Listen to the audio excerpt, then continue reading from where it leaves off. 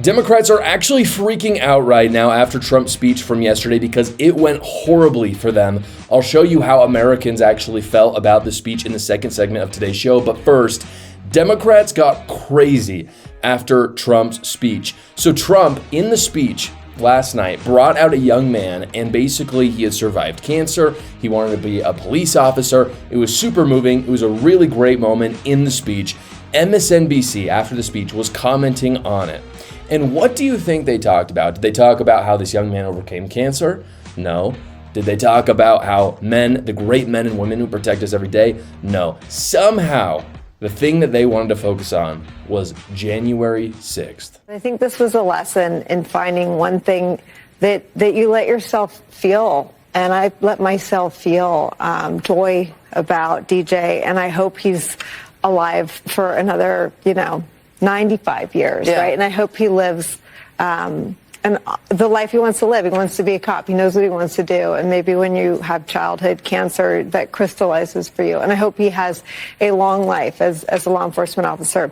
But I hope he never has to defend the United States Capitol against Donald Trump supporters. And if he does, I hope he isn't one of the 6 who loses his life to suicide.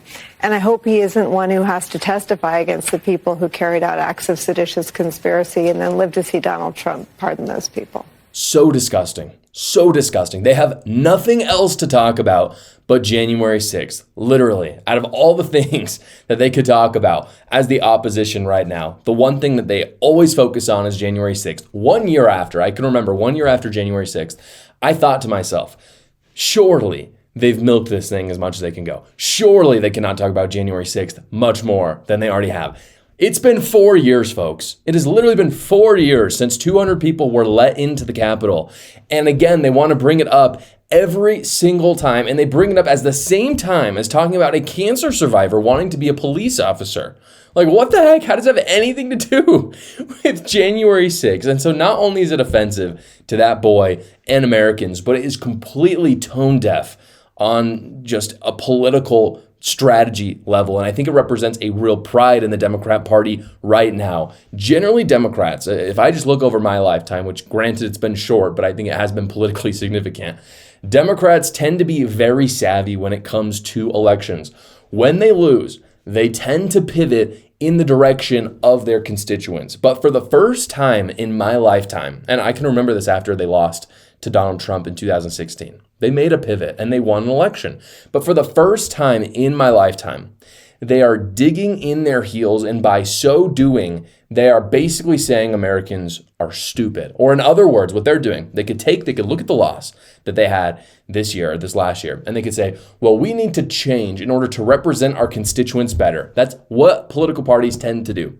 But instead, what they're doing is the exact opposite. They're saying our constituents are evil, the American people are evil, and they need to be reprogrammed. And so I'm sorry, that is very nefarious, obviously on its face, but it's also just not a winning strategy for Democrats. And here is my unpopular opinion about all of this. I think a lot of Republicans, a lot of conservatives would disagree with me on this, but this is my unpopular opinion. And you can tell me what you think in the comments below. I'd actually be really curious to hear. I've been thinking a lot about this. I kind of want the Democrat Party to be semi-successful. I do. And I know that sounds kind of crazy, but the reason why I say that is if the Republican Party just dominates, Democrats then, if they just keep dominating the Democrats, the incentives get really messed up for the Republican Party. If Republicans don't think they're going to lose elections, if they just think we've got this in the bag, the Democrats suck, they're crazy, then the people in power have less incentives to do what the people want because they think, oh, well, we can still also do some crazy and corrupt things. We'll be less crazy and corrupt than Democrats, and people will still vote for us. And then we run into a Republican Party again that becomes more liberal and more corrupt. And I personally want a strong opposition because it forces Republicans to really serve their constituents, which is the American people. And right now, Democrats are so lost. My fear is that Republican elites will think that they can do whatever the heck they want since there's no way that Democrats can really win. I hope it doesn't happen, but we'll see. This tax season, you're going to want to file your taxes because you can actually make a lot of money. I've partnered with a business that hates the IRS as much as you do, so they fight to get you every dollar back possible. Quick Tax America. Quick Tax America has already gotten its average tax returner $3,000 back from the IRS, and they do all federal returns for only $69. It's a completely transparent price because it's their only price, no matter how complicated your taxes are. What's more, guys, they do all the work for you, unlike the big online services where you spend 4 hours collecting all your stuff and having to answer all these questions. With Quick Tax America, you just answer a few basic questions, upload your files, and schedule a 15-minute finish your return call with a tax professional, and they do all the rest of the work. Go check them out at quicktaxamerica.com, or you can go to the link in the description below. Donald Trump's speech last night was long, but it was very good, and I wanted to show for you, if you didn't watch the whole thing, the best moment of the speech, so you don't have to go watch the whole thing. Then I want to show you how Americans responded to the speech. Take a look. The media and our friends in the Democrat Party kept saying we needed new legislation. We must have legislation to secure the border. But it turned out that all we really needed was a new president.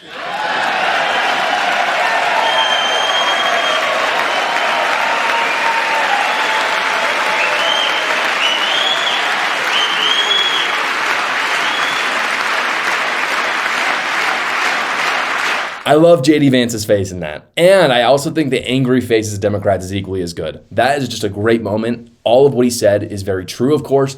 We all knew from the beginning, Biden, there was this whole thing, him saying that we needed laws in order to shut down the border. We knew that was a lie. Everyone knew. We don't need new, just think about this logically. We don't need new laws in order to enforce the sovereignty of our country. In fact, none of the liberals who were saying that believe that's true for any other country except the United States. For some reason, when it comes to the United States, we need new laws in order to establish our sovereignty. It was a ridiculous notion from the start. We just need an executive branch that actually enforces the law. That is their job. In any case, so that happened. In any case, I wanted to show you the approval of Americans for Trump's agenda following his speech because YouGov kind of did a poll of every bit of Trump's speech, what he talks about, and the results, I think, are really mind-boggling. So without further ado, again, this is from CBS News /YouGov. 77%, I'll put it up on the screen right now, and I'll read it for those of you who are just listening. 77% support his plan to cut government waste and spending. That is a supermajority. There's virtually no opposition. Just for some context, about 15% of the country, by polling data, is uber progressive, like AOC progressive. So you're never going to agree with those ones. So 77% is pretty dang close to 85%, which is presumably the full amount of number that Donald Trump could ever get approval for. The other 15% are non-starters. I'm going to keep going. It says 77% back his immigration and border policies. Again, for all of the talk from Democrats saying that this is so radical that, they just want to deport into evil. 77% of Americans believe it. So if you hear Democrats say that, we all just have to understand that Democrats are saying that they hate Americans and they think they're evil. 76% approve of Trump's speech. Generally, it was a fantastic speech. 76% approve of removing congressmen who interrupted his speech. If you didn't see, this is one thing that you should go check out. The whole time, Democrats are heckling Trump. And here's the deal. Some healthy heckling, I got no problems with. In fact, if you look at Canadian Parliament, if you've ever looked at Parliament in almost any country, it's rowdy. And I'm a fan of it. I'm not mad about it. But some of what they do is just frankly rude and it's random. And again, it's them attacking things. Just on a strategic level, it makes no sense. It's them heckling things that 77% of Americans believe in. So it makes zero sense. I personally think it's okay to remove them if they want. I don't really care. I kind of like the boisterousness, but they were very rude. It's almost impossible for Trump to even speak at times. 74% say his speech was presidential. He was very presidential. 73% support his stance on Russia and Ukraine. Of course, because as I talked about in my show yesterday, it's the only reasonable stance, and every American knows it. 68% say it made them feel hopeful and proud. 68% say he has a clear plan to tackle inflation. 68% say he accurately described America's crime crisis. 63% say he focused on issues they care about. Those are the numbers that really matter right there. Is at the end of the day, Americans see Donald Trump and what he's talking about, and they think, he's actually speaking to me. He's talking about issues that matter. He's not talking about the random person down the street that we need to protect and call by their pronouns because they want to feel nice. That no one cares about that at the end of the day. It doesn't affect my life.